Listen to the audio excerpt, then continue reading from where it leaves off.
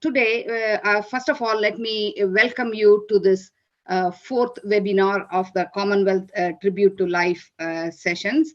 And this is the first of the two webinars in the field of tissue banking. Today, we are going to be talking about corneal donation and transplantation. And I am joined by an eminent panelist today. Let me introduce you first to Dr. Gulapalli Nageshwara Rao, who's the founder of L.V. Prasad Eye Institute in Hyderabad in south of India. The L.V. Prasad Institute is one of the pioneering centers that changed the face of eye care in India. And their motto is to provide efficient and equitable eye care to all the sections of the society. That speaks volumes.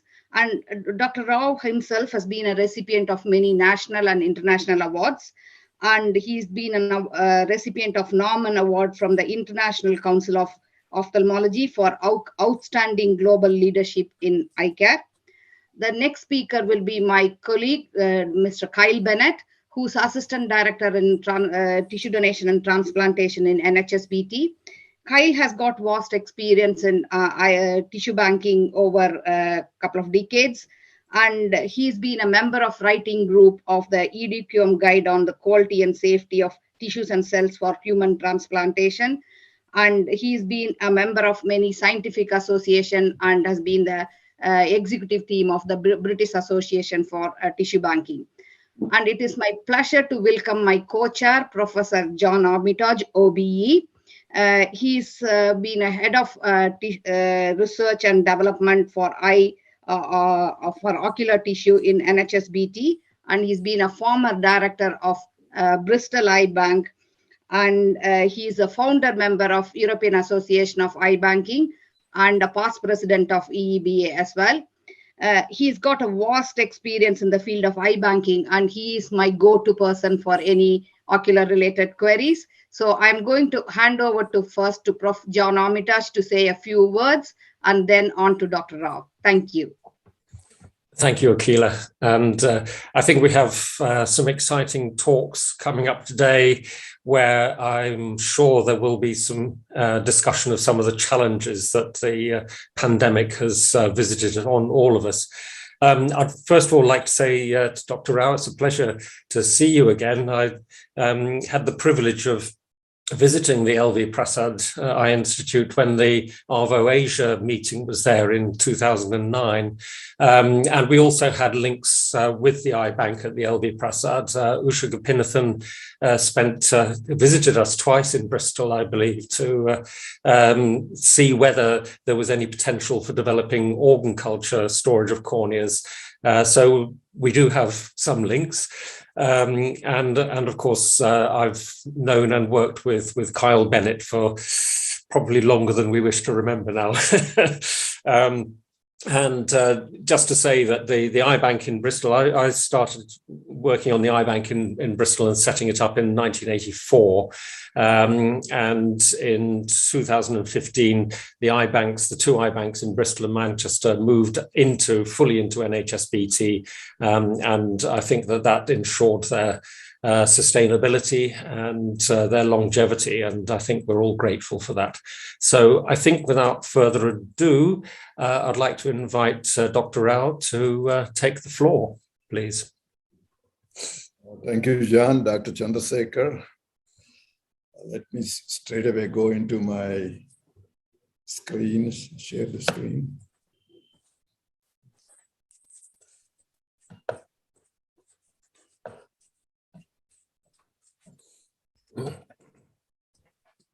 Can you all see my slides?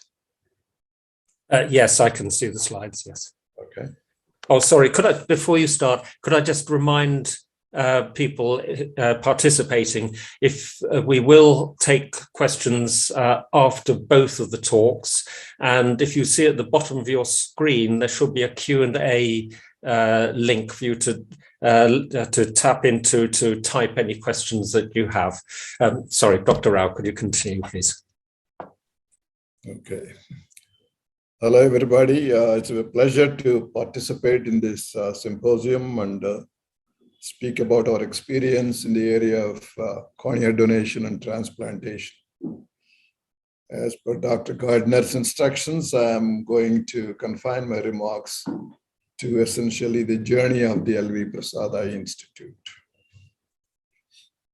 The Institute was founded in the year 1987 as a not-for-profit organization with the intention of becoming an academic eye center along the lines of the best of the Western eye centers. The founding vision was to reconcile excellence with equity. That is to provide care to everyone that comes to us seeking care without any discrimination, whether they can pay or can't pay for their services. The vision for our cornea service was to create an academic cornea center of highest standards.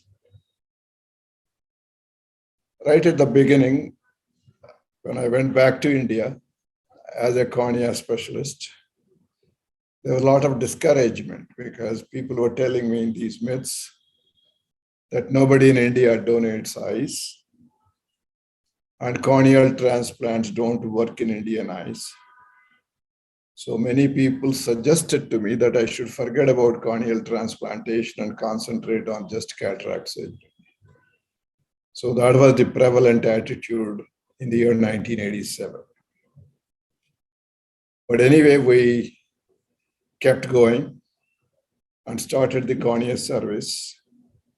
In the initial years, corneal tissue was obtained from the eye bank in Ahmedabad, founded by Gautam Bhai Masmudar, a pioneer in the field in the country, and a missionary. With missionary zeal, he was running the eye bank and continues to run it. At that time, they were harvesting the maximum percentage of corneas in the country.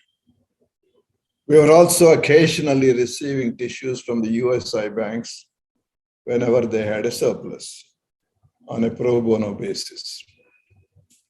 Then I began to look at the possibility of having our own eye bank. I first approached the Eye Bank Association of America, who were willing to give only an advisory role and nothing beyond that.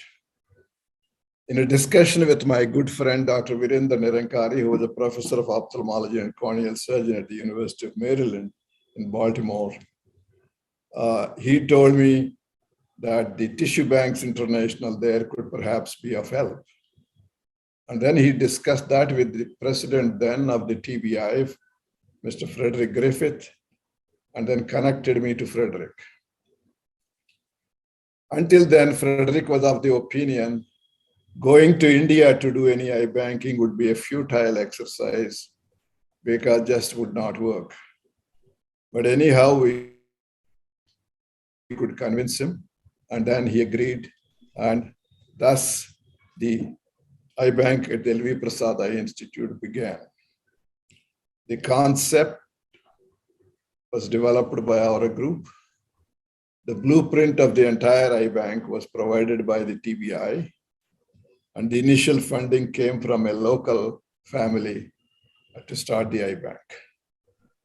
Sorry to interrupt you, Dr. Rao. Can you put full screen? Sorry? Can you put it as a full screen? Yeah, it is a full screen. Oh, okay. Your side, this was not coming. Okay, that's fine. Okay. So this is a full screen. I don't know why you are not seeing it. So this is a picture at the time of inauguration, Frederick Griffith in his bow tie, and the Minister of Health lighting the lamp along with a few of our other colleagues. And I think you see Lalita Raghuram behind there, I think. So that's how we got started in the year 1989. The name was given eponymous with the donor's name. We started with trained staff. The first technician, in fact, traveled to Baltimore and was trained there. There was an institutional commitment from the L.V. Prasad Eye Institute to have a strong eye banking system within the institute. This was the beginning. A few years later, we adopted the hospital cornea retrieval program system of the US, and the Nizam's Institute of Medical Sciences in Hyderabad was willing to host this program at that time, thanks to the then director of that institute, Professor Kakala Subbarao. And another step that made a huge difference was the local production of the McCarry-Kaufman medium.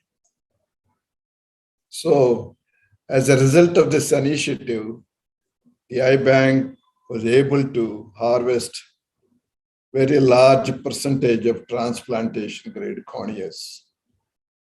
In 1994, we began the production of the corneal preservation medium, the MK medium, and switched over to in situ excision from a whole globe removal, and then switched over to technician-based evaluation process in the year 2011, and then a pre-cut facility for lamellar surgeries that facilitated the decrease in surgical time in the operating rooms to accommodate more surgeries in any given day.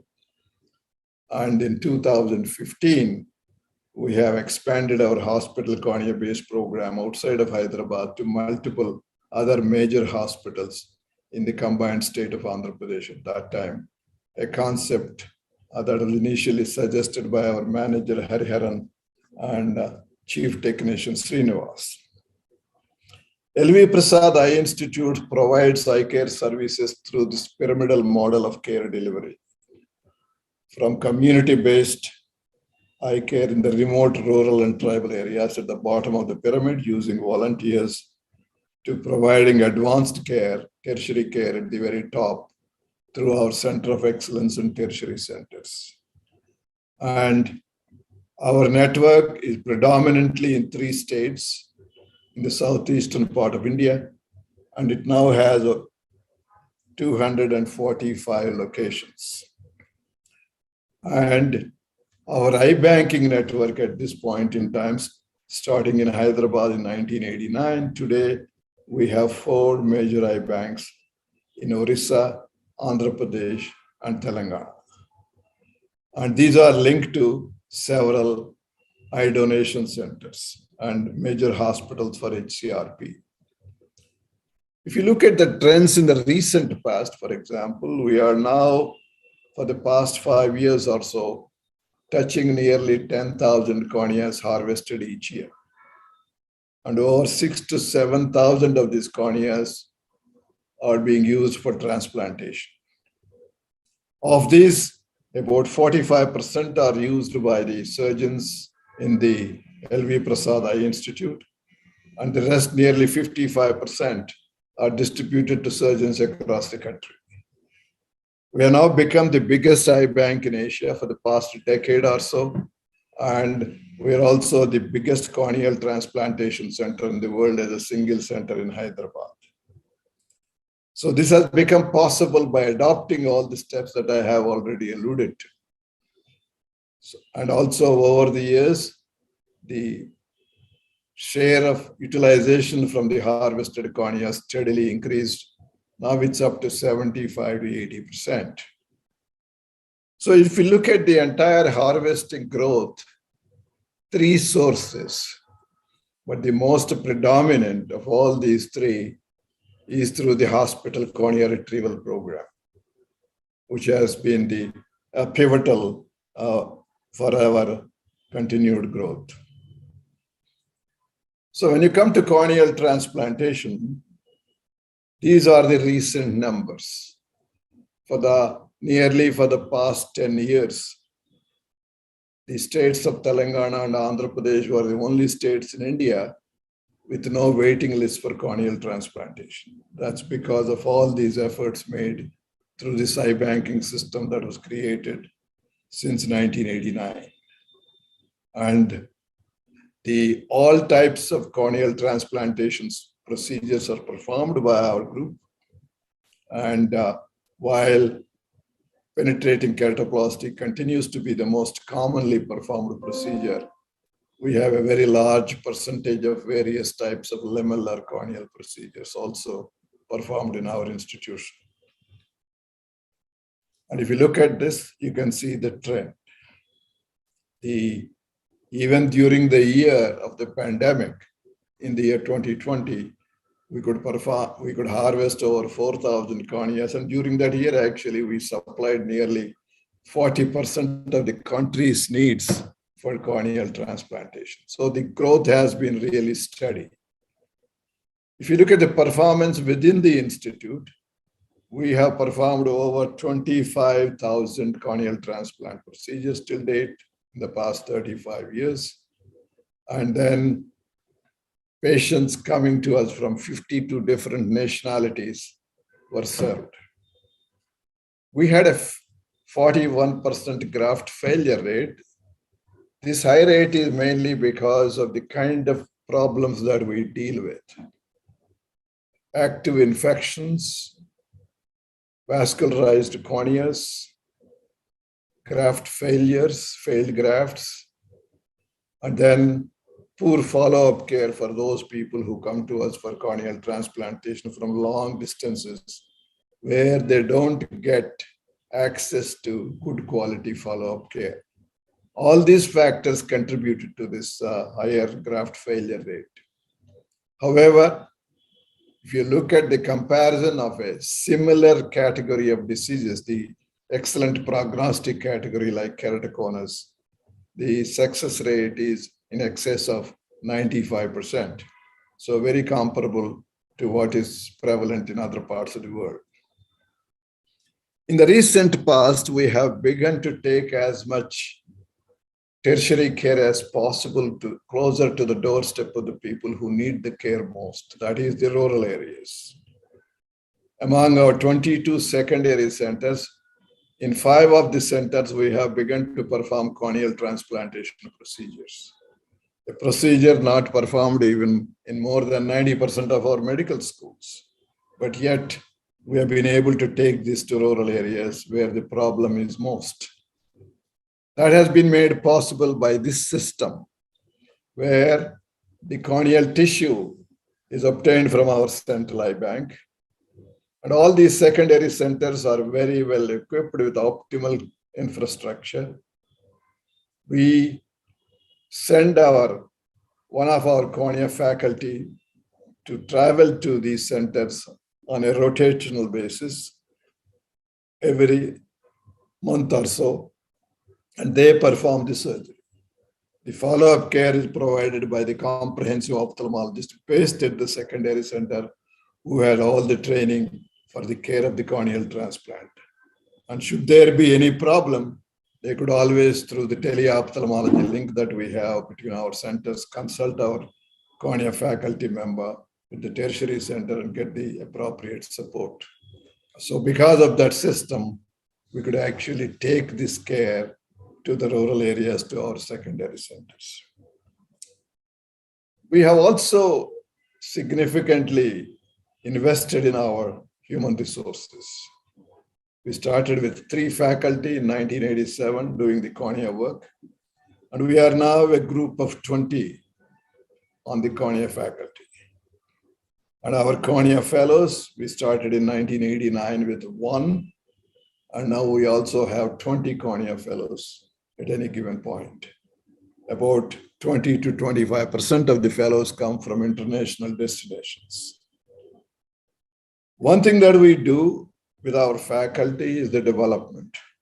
The faculty development is very, very critical for us. We provide opportunities for advancement, and they have complete autonomy in taking care of the patients the way they choose, and also choose the path they want to take within cornea. We have given multiple opportunities for advancement, including advanced training in institutions abroad, ranging anywhere from 3 months to 1 year. And then they form collaborations with all these institutions and continue to work with these groups. So through all these steps, what we have achieved is the evolution of a comprehensive cornea program that would encompass every single element that is required for proper comprehensive care of the corneal disease. And in addition, we are also through our rural eye health network of primary and secondary care programs, very active in all the prevention programs in all these locations. And for those unfortunate victims of irreversible corneal blindness, we also have a very vibrant rehabilitation institute that trains them and puts them on the road to work as well as normal sighted individuals.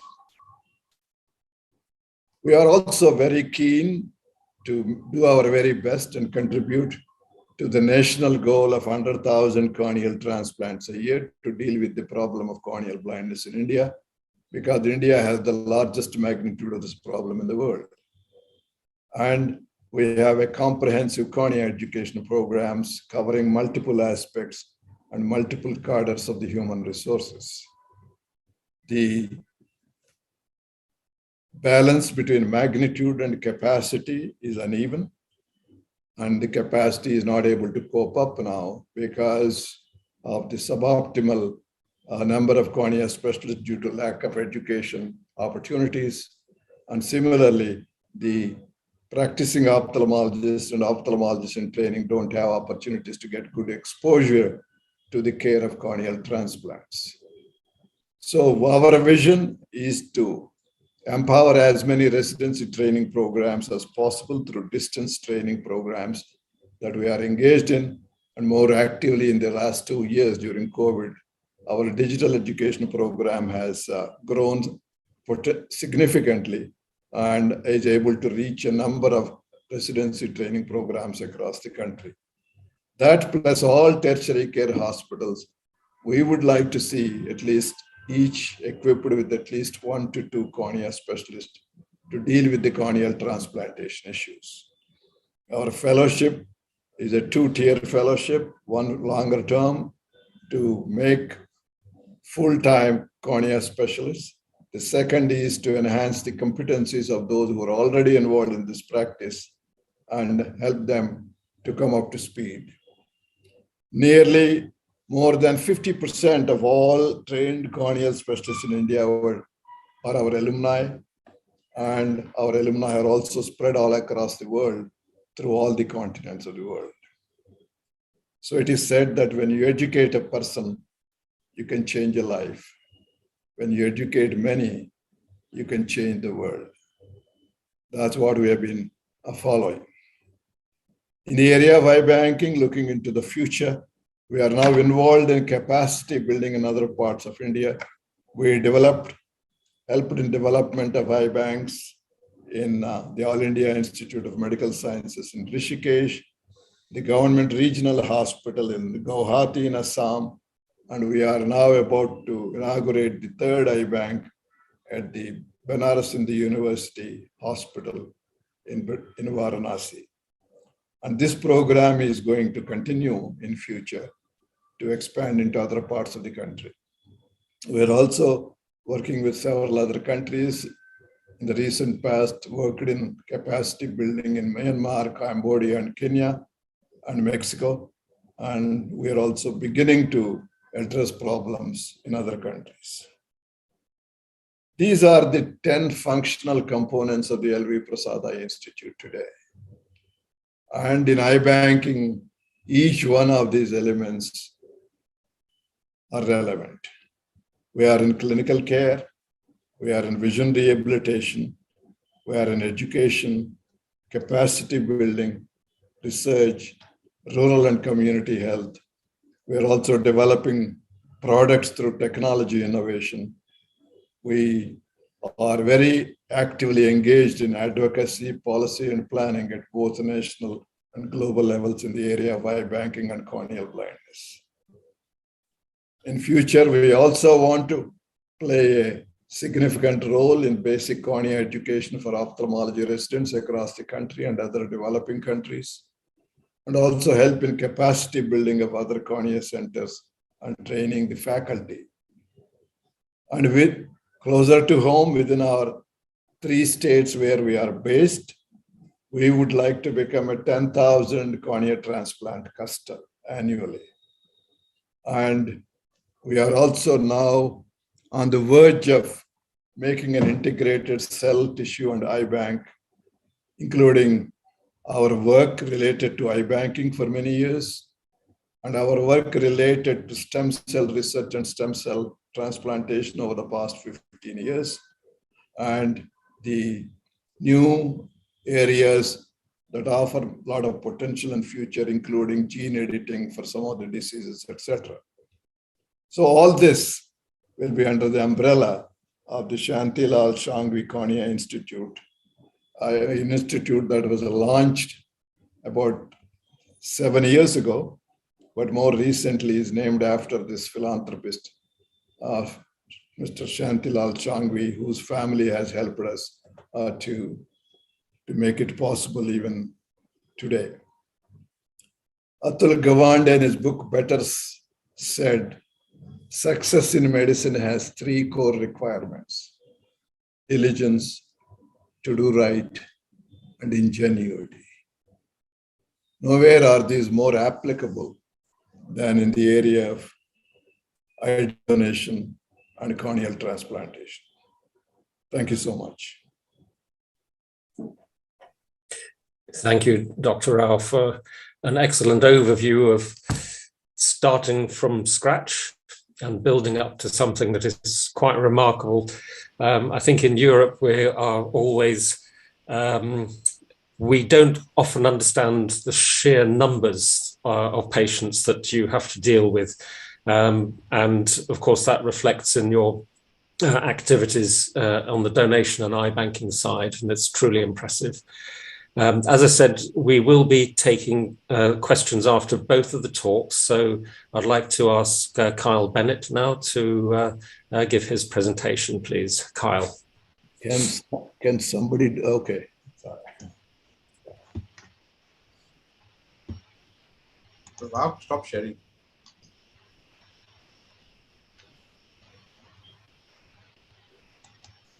Could you stop sharing your screen, Dr. Rao? Yeah. Thank you. Okay. Perfect. Thank you. So I'll start sharing.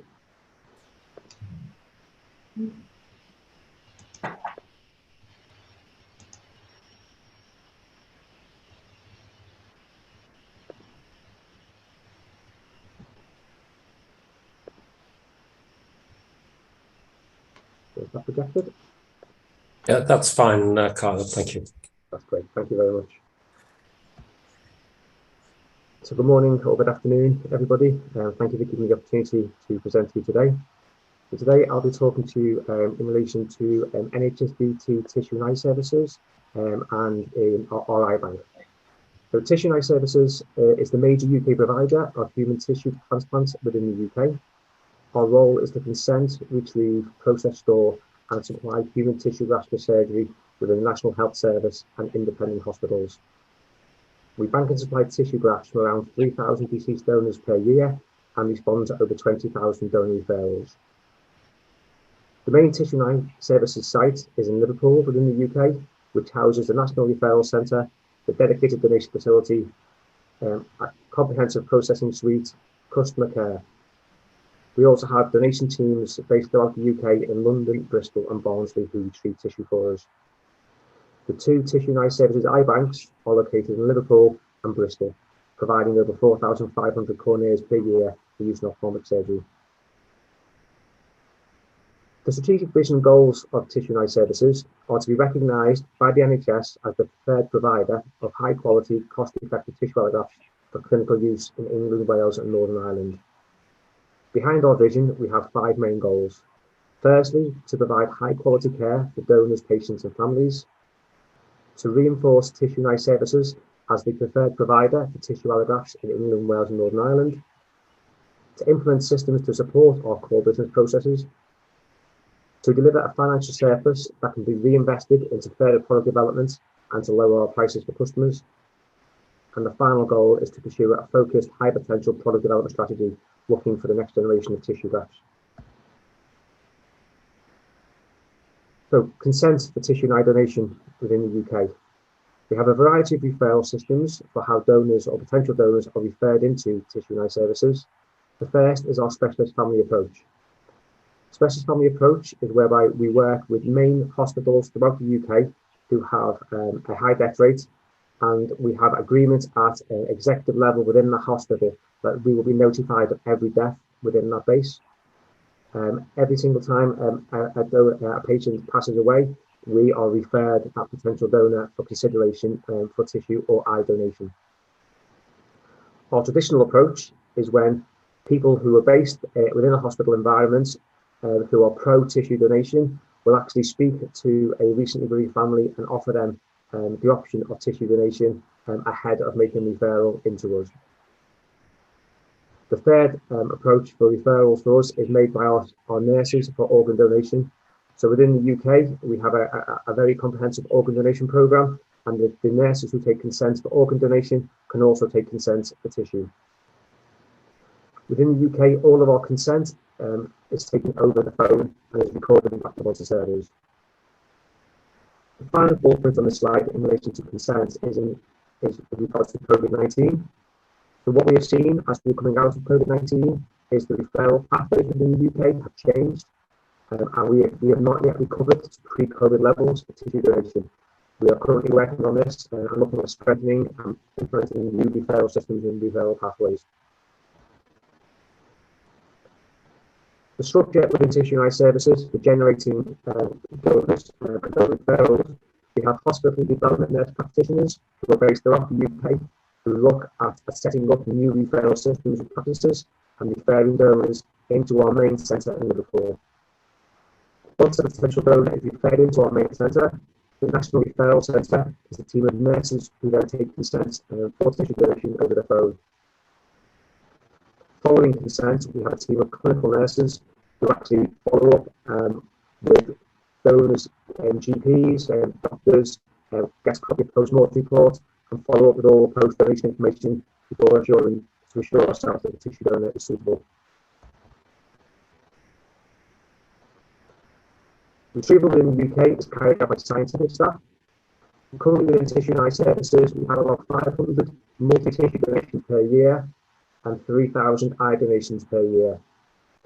Eye donation within the UK can be carried out in the hospital environment, or we have our own facility where we can bring donors into our centre in Liverpool and retrieve on site. And the picture here on the right hand side of the screen is our facility in Liverpool. Just a point of note, Tissue and Eye Services is a multi-tissue bank, so we also have a live bone donation programme. As mentioned earlier, the main two tissue eye banks within the UK are in Liverpool and Filton, which is Bristol. We have about 3,000 eye donors per year. This is pre-COVID. We're currently building back towards that post-COVID. And we issue approximately 4,500 corneas for transplant centres throughout the UK. Just to talk to you slightly about the processing and storage of corneal tissue within the UK. So the corneal spherical discs are excised and suspended in organ culture medium containing antibiotics and antibiotics. And all of our incubators, all of our corneas, are stored at 34 degrees for up to 28 days. After 7 days, a sample of medium is taken to test for bacteria and fungi. And at 10 days, all donor information and results are reviewed by the clinical support nurse team. And if there's no reason to exclude, the corneas are released from quarantine, ready for transplantation. Corneas that have been released for quarantine and are ready for transplantation, 3 days prior to data transplantation, the corneas are removed from the incubator and the endothelium is examined and counted. Our requirement is a minimum cell count of 2,200 cells per millimetre square, and that's the minimum requirement within the UK. If suitable transplant, corneas are placed into medium containing 5% dextran. Sorry to interrupt, Kylie. Sorry to interrupt. Can I just interrupt for a second? Your audio is not coming very clear. I'm sorry to say that. It's cracking a bit. Can you just adjust your audio, please, if you can? Can you hear me now? I think it's better. Please carry on. Sorry. Okay, thank you. So if suitable transplants, corneas are placed into a medium containing 5% dextran and returned to the incubator. A sample of this medium is taken the next day to test for bacteria and fungi, and the cornea is dispatched at ambient temperature to the recipient hospital the day before surgery. If a graft is cancelled, the cornea may be used for another patient at a different hospital. In addition to corneas, we also provide sclera and corneas in ethanol. Sclera is produced from the remaining eye tissue, and stored in 70% ethanol for up to 1 year. They're mainly used for glaucoma surgery, although they do have many other applications. And if a cornea is unsuitable for transplantation due to the cell count, we will place that cornea in ethanol, and that can also be issued. Orders for corneas within the UK come through to the Tissue United Services customer care team, where we have a national order line and we have an allocation policy. The reason we have an allocation policy is, unfortunately, within the UK, demand currently exceeds our ability to supply. Unlike colleagues elsewhere, as mentioned earlier, we don't have sufficient corneas to meet that full demand. We issue 4,500 corneas per year to approximately 150 hospitals within the UK. The customer care team deal with technical inquiries. They're also responsible for tissue traceability, and we also work with our statistics and clinical studies departments to perform patient follow-up at 1, 3 and 5 year post-transplant. That's an overview of Tissue United Services iBanking within the UK. Thank you. Thank you very much, Kyle. And again, good overview of an operation in different circumstances, I guess. We do have a number of questions. Akila, how do you want to do this? Will we just go through and pick out various questions and comments? Yeah, thank you. First of all, I just need to mention it seems to be some problem with the link for the colleagues in NHSBT. They weren't able to join. If so, there is at least recording available. We can make that available. That's why not many from NHSBT in the call. So I've been getting emails about that. So shall we start off with the, first of all, I want to thank both the speakers for the excellent presentation, and there are lots of questions coming through. So shall we start with some of them in the chat section as well? So shall we take one by one? John, do you want to make a start? So. I think if we have a look at the one that actually came through to the question and answer is Goa needs an iBank. After 2017, the memorandum of understanding with the Rotary Club, Goan government has lapsed. How can this setup see the light of day in Goa? Golapalli, do you have any comments on that?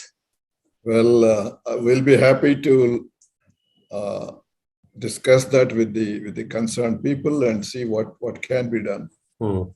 Certainly, Goa can have an iBank, and it's possible that we could create that. So certainly, with the concerned people, we'll have a discussion, and they could come and visit us, and our people will help them. And I think that's a really important point, is that it seems, as you discussed and as we found here in the UK, it seems an extremely daunting proposition to set up these kinds of services. And there are so many myths flying around that I think one of the best ways of overcoming these is collaboration and going to see mature services and discuss with people who have been through all the same problems. So I think that that is very sound advice. Yeah, I think that takes it on to the next question nicely. So how did you get over the problem of no one donates cornea, that misapprehension, when you started setting up the service? If I may say so, and Lalita knows it very well, we just ignored all that and went about doing our work and get going. We got many such advices from different people that everything that we started in the institute, people would say, this would not work in India. He's trying to bring America to India. So we ignored those comments and just get going with whatever we thought was the best under the circumstances. And the most amazing thing was that we did not look at it several years later. The Sight Life iBank group from Seattle did a study in one of the major hospitals where we have a hospital cornea retrieval program. The positive consent rate from the bereaved families was 70 to 75%. That clearly showed that if we educate the families, if we spend time with the families and convince them of the benefits of eye donation, the positive consent rate would be very high. And what we have created through hospital cornea retrieval in Hyderabad is now replicated across the country. And India in 1987-88 we used to have a total of about 5,000 cornea donations. Today we are close to 60,000. I think were there any barriers when you started? No, the only barriers that I would say is if you keep waiting for legislation, it would have never happened. If you keep waiting for voluntary donations, it would have never happened. Only because of the hospital cornea. It acted as a catalyst, actually, hospital cornea retrieval program. And alongside came, of course, the voluntary donations. While we did not spend much time on it, organizations in Jaipur and other places in the country, in Orissa, where through the action of many volunteers, and I see Mrs. Bhavana Jagwani on the call here, and she was one of the forces in Jaipur area. Lots of ladies in Jaipur got together and started a volunteer force for eye donation. So multiple examples across the country. But I think of all of them, the most that have given us the rewards of the hospital cornea retrieval, it accelerated the process of eye donation in the country. I mean, I think that's as a general point as well. I think whenever surveys are done, I mean, the support for eye donation and corneal transplantation amongst the general public is always very, very high. And that suggests that the barriers are logistical and organizational. And that's, I think you're pushing at an open door very often. And so the barriers are not public opinion. Yeah, John, in India, actually, you can have a very high quality eye bank started and get going for an investment as little as $100,000. Yeah. So there is a question here, well, actually from Akila about how to promote awareness of cornea donation. And I think it'd be interesting to have comments from Gulapalli and from Kyle, where we're working in, the principles are going to be the same, but working in different circumstances. So Gulapalli, could I invite you first to? Okay. So raising awareness, we go through lots of different programs, working with many voluntary agencies, working with the organizations like Rotary, Alliance, going to schools and colleges and speaking to various groups. And also, every time there is an opportunity for community gathering, you go and publicize in those places. There are every possible opportunity. And also, of course, through the press, both the print press as well as the television kind of thing. So through all this, you can continue to raise public awareness. But what public awareness often doesn't do, as well as the so-called pledge cards, is at the time of the actual death, the next of kin have to give their consent. So that creates a problem, even though the person who died actually intended to donate his or her eyes. Unless the next of kin gives the consent at the time of death, we cannot take the eyes. So that's where I think the immediate counseling at the time of death helps in a big way. Yeah. The public awareness is only increasing the awareness about the possibility of eye donation and the success of corneal transplants. And indeed, many people, the sight restoration can happen. Yeah. Kyle, would you like to add some comments about the UK situation? Yeah, so I think very similar to Dr. Rao. However, I think within the UK, there's also a requirement to educate with regards to the changes in legislation within the UK, with regards to the requirement for consent, and that we have an opt-out system now within the UK. So I think there's public opinion and public awareness needs to be raised within the UK with the general public. We also then need to raise awareness within hospitals and trusts, and particularly within hospices within the UK. So certainly as a result of the pandemic, we've seen that a larger proportion of people now die out of the hospital, not in the hospital. And most of our referral systems and the way we are notified of donors is via the hospital system. So now we need to train and educate other people elsewhere with regards to corneal donation. So I think the culture in the UK is somewhat different to what it is in India. And I think we're quite some way behind with regards to eye donation. And I think we really need to educate a lot more within the UK. If I may add, two other factors that helped in the big way is the legislation that happened allowing trained technician to remove the corneas. That was a big step. Second is ability to use preservation media. Mm. These two made a lot of difference. I think so. That's a very important point about we used to have legislation in the UK that meant only registered medical practitioners could retrieve corneas. And when we were setting up the Bristol Eye Bank, we actually managed to get the law changed. A bill was presented to Parliament in 1985, became law in 1986, that allowed non-medics to retrieve eyes, and that was crucial to the success of the service. So I think you do have to look at legislation. The other legislation that helped us a little bit is the implementation of the required request law. Yes. To put the idea of donation in the minds of the family. Mm. We have a practical question here about how easy or difficult is it to train somebody in corneal retrieval? Are the courses available for corneal retrieval? I think in Britain, we used to run courses for mortuary staff and nurses who could lift that burden of retrieval away from the ophthalmologists.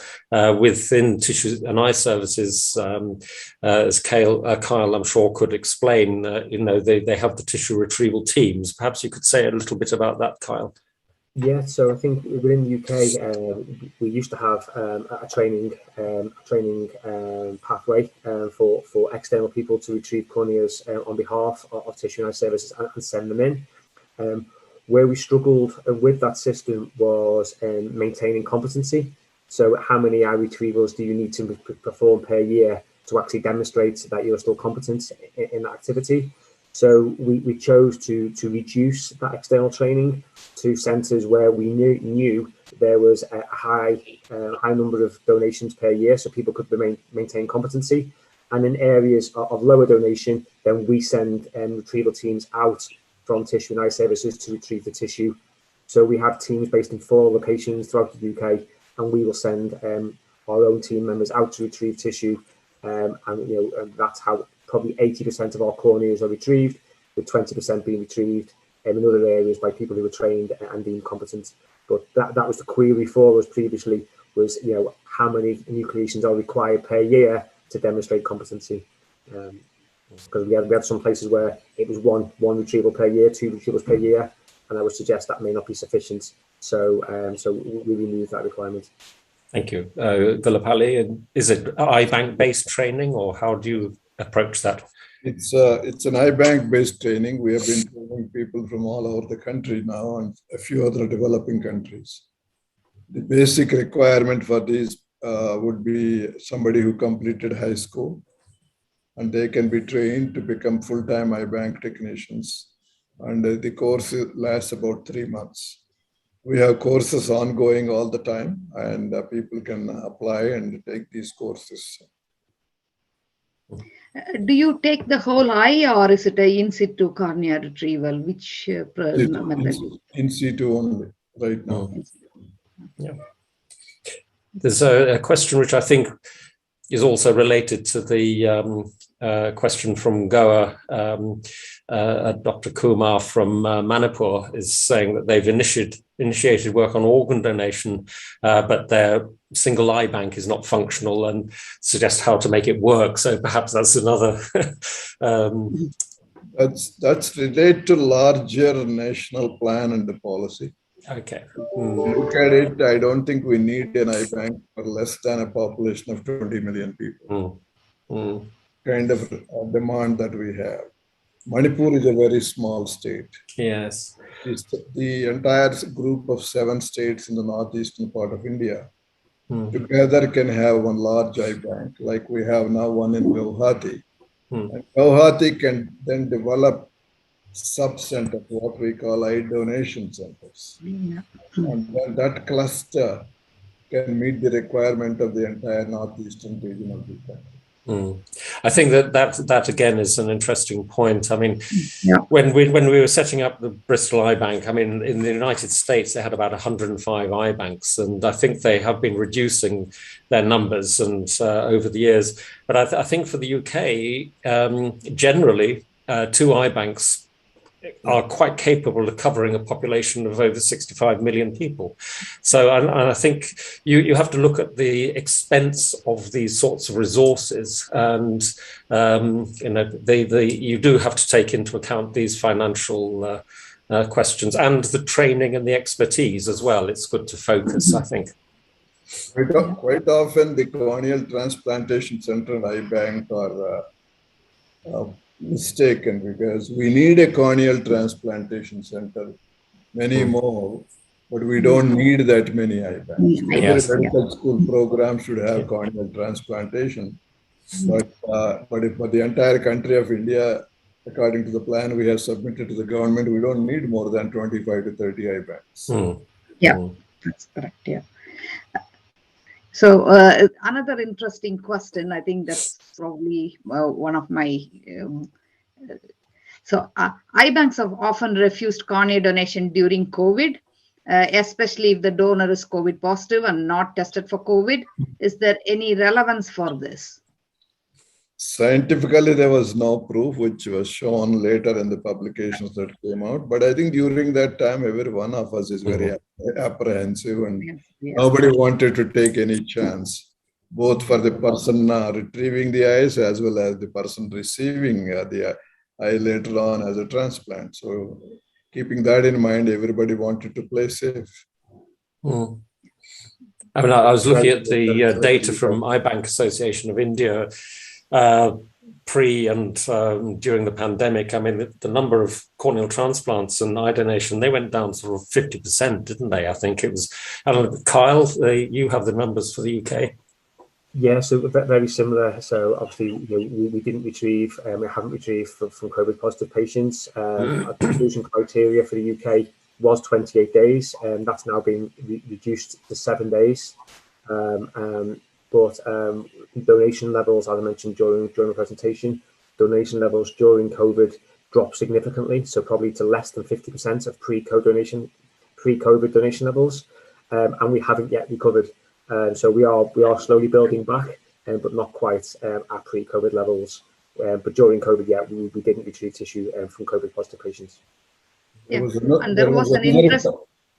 another factor compounding this problem, because most of the recipients of corneal transplants could not get post-operative care appropriately. Yes.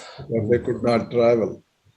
Because of that reason, a number of people, particularly while the relatively well-to-do and educated groups could get support through telehealth, the disadvantaged groups of people could not get that help, and a lot of graft failures that added to the burden of corneal blindness already existing.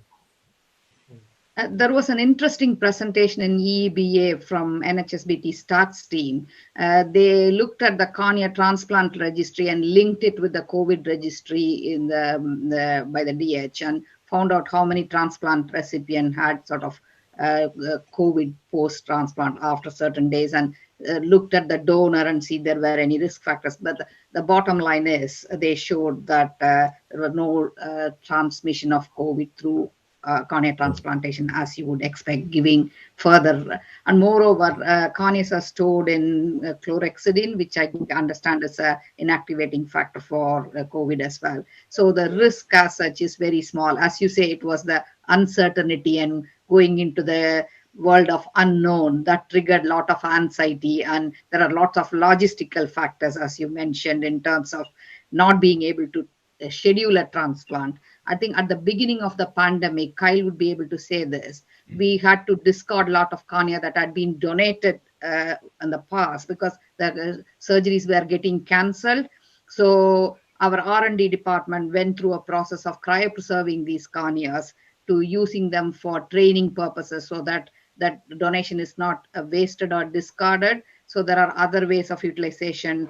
I mean, when you face a hurdle, you come out with ways of working around it and come out with some solutions, and that's what happened. I think that in a way, one of the risks is at the other end to the patient, and there have been reports in the literature of patients who have had corneal transplants and then had been vaccinated, and that's led to a graft rejection. I don't think it's common, but again, there are risks at all levels of this. I don't know whether you've seen that, Gallipalli? I believe there were a few cases like that. Yes, it's not common, but is there. I think there's a question now about on the challenges and similarities between eye donation, solid organ donation, moving now, asking about what the situation is in Africa. Because again, I think that's a major challenge. And I think there is again, it's the sorts of problems that you've outlined already, that apart from the donation, it's the people able to do the transplants, but crucially the follow-up. And do you think that the sorts of things that you've learned in India could be translated over into some of the African countries? There are some lessons that we have learned in India can be, but right now, actually, we have a eye program in Liberia. At the request of the Liberian president, we started an eye health program for that entire country. And the first step was to create an eye center in the capital city of Liberia, which we did about 6 years ago. And our doctors travel there. But unfortunately, from India, we cannot take the corneas out as per the government regulations. So we get the corneas from the United States. Yes. They're enough to supply to us, to Liberia. Using those corneas, our cornea faculty traveling to Liberia operate. And there is one of our ophthalmologists posted there. So that ophthalmologist provides the follow-up. That's what we've been doing. And we also started a residency training program there to improve the local capacity. And now we have just begun the technician training too. So with all these steps, hopefully, maybe in 5 years, 7 years, there will be enough local capacity. And that could be a model, because it's easy to create a model because it's a small population of just 5 million people. 5 million is 2 districts in India. So it looks like very small, but I think it has lots of other challenges, distances, transportation not being available, the roads in bad situation, etc. It's a desperately poor country, and lots of different things. So we are trying to kind of create a model, modifying several things that we do in India. Okay, thank you. And so there is an interesting question, probably for all of you. What is the cost of cornea transplant? In our system, we have, as I said right in the beginning, anybody coming to any of our campuses for any eye care shall be taken care of, whether they pay or don't pay. That applies to even corneal transplant. So about half or 52% or so of transplant that we do are at no cost. For the paying, we have a sliding scale multi-tier depending on the kind of accommodation they take and other factors, some of the consumables that they require and all that. So there it ranges from the lowest is about, in pounds, about 100 pounds, to the highest being about 500 pounds. So within the UK, Tissue Eye Services operates a cost recovery model. So whenever we provide a cornea to a hospital, the hospital is charged for that cornea based on cost recovery. And an average price is probably about £1,400, depending on the cornea, whether that be whether it's DSEC prepared or whether it's full thickness cornea. The average is it varies, but about £1,400 per cornea, and that's based on cost recovery, non-for-profit. And of course, in the United States, you're talking about several $1,000s for cost for recovery cornea. But again, the eye banking and provision of tissue is only one cost within the whole of a corneal transplantation, apart from the operation itself, the hospital facilities, and the follow-up. I mean, obviously, you have to take this. Sorry, yes. I have to make one thing clear. The patients don't pay for it. Yeah, the patients don't pay for this. Yes. Patients don't pay for it. It is the National Health Service pays for it. So there is no cost to the patient. They get it free. Yeah. So in India, in most cases, it's out of pocket. Mm. And, the other factor is, as far as donor corneas are concerned, where we supply to outside surgeons, all the not-for-profit hospitals and government hospitals, we supply at no cost the corneal tissue. But for private practitioners and all that, there is a fee of about $70. So, any other questions, John? There are a couple. I don't know what time. We were due to finish at an hour, weren't we? Yeah, that's right. I think we've reached that. So apologies to people who have made comments or put up questions that we haven't been able to had time to deliver. But I think we've covered some really interesting points. And Akila, would you like to wrap up the session? Yeah, thank you. My thanks to all the panelists, and it's been a pleasure having you, Dr. Rao, in here. Probably we may approach you for some guidance and how we can address the situation in the UK as we face now, because we are still in the post-pandemic recovery phase and we are struggling. I have retired as chairman here, so I'm available for a job. And John is retiring shortly as well. So, John, do you want to say a few words before I hand it over to Kyle? Well, no, I think it's been fascinating to have a couple of extended presentations and then a series of really interesting questions and reflecting the efforts that people are making to deliver tissue to the patients that need it, and it's the patient is the most important factor here. So I would like to also extend my thanks to Galapalli and Kyle and to the organisers of this webinar. It's been fascinating. Thank you. Yeah, I want to thank Dr. Shah from Mohan Foundation in India and for organizing this webinar and Commonwealth Tribute to Life project. It's a fascinating project, and I hope that would promote collaboration and learning and education between the different countries. We can learn from each other and grow together for the benefit of the patients, and hopefully we'll have a bright future together. Thank you very much all for your time, and it's been an interesting experience. And there is another tissue banking related seminar on skin banking in May. I hope to see you all again in a month's time. Thank you.